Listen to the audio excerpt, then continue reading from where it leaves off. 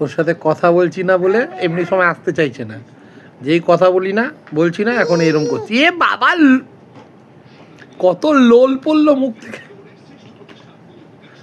এবারও পেছনে লাগবে, আমার চশমার এই ডাটিটা ধরে ধরে বারবার টানবে আর ঠাই করে লাগবে আমার এখানে, ওই জন্য আসছে। এবার মোবাইল ধরতে যাচ্ছে। কি বা কি কি কি হেই কি আও কি